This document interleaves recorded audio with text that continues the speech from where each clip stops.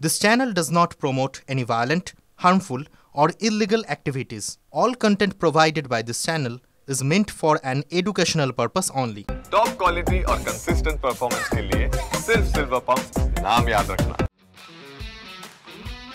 শুধুমাত্র ক্রিকেটারদের মধ্যেই নয়, বিরাট কোহলির ফিটনেস অন্যান্য খেলার সঙ্গে যুক্ত স্পোর্টস পার্সনদের কাছেও উদাহরণ। ফিটনেস ফ্রিক বিরাট কোহলি, অথচ কিশোর বয়সে পুরোপুরি আলাদা ছিলেন। দ্রুতই উপলব্ধি করতে পেরেছিলেন ক্রিকেটের সর্বোচ্চ স্তরে রাজ করতে হলে ছাড়তে হবে অনেক কিছুই, যেমন কথা তেমন কাজ।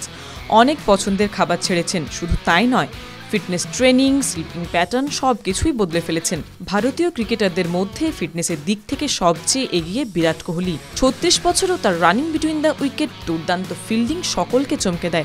তার ডায়েটেও রয়েছে বিশেষত্ব। বিরাট কোহলির ব্যাটিং স্কিল নিয়ে কারও কোনো সন্দেহ নেই। বিশ্বের অন্যতম সেরা ব্যাটার, বর্তমান প্রজন্মের সেরা। দেশের জার্সিতে টি-20 বিশ্বকাপ জিতে এই ফরম্যাটকে বিদায় জানিয়েছিলেন। তবে আইপিএলে চুটিয়ে খেলছেন বিরাট কোহলি। সদ্য টেস্ট ক্রিকেট থেকে সরে দাঁড়িয়েছেন, যা আক্ষেপ বাড়িয়েছে ভারতীয় ক্রিকেট প্রেমীদের। ছন্দে থাকা বিরাট কেন সরে দাঁড়ালেন? এই আক্ষেপ দেশ বিদেশের প্রাক্তন ক্রিকেটারদের মধ্যেও। আক্ষেপের অন্যতম কারণ বিরাটের দুর্দান্ত ফিটনেসও। সেই ২০১৮ সালে ভেগান হয়েছেন বিরাট কোহলি। আমিষ খান না। নতুন ডায়েট নিয়ে শুরুতে সমস্যায় পড়েছিলেন বিরাট। ফিটনেসের দিক থেকে যাতে সমস্যায় না পড়েন তার উপায়ও খুঁজতে শুরু করেছিলেন। কমিয়ে দিয়েছিলেন দুগ্ধজাত খাবারও। একটি সাক্ষাৎকারে বিরাট জানিয়েছিলেন তিনি সাধারণত সেদ্ধ করা খাবারই খান। দুগ্ধজাত খাবার প্রসঙ্গে বিরাট জানিয়েছিলেন তাতে পেটের সমস্যা দেখা দেয়।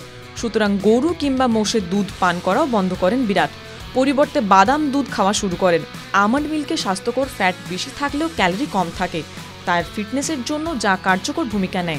এমনকি কফিতেও তিনি বাদাম দুধ ব্যবহার করেন, এটাও খোলসা করেছিলেন বিরাট কোহলি। টিভি9 বাংলা ডিজিটাল।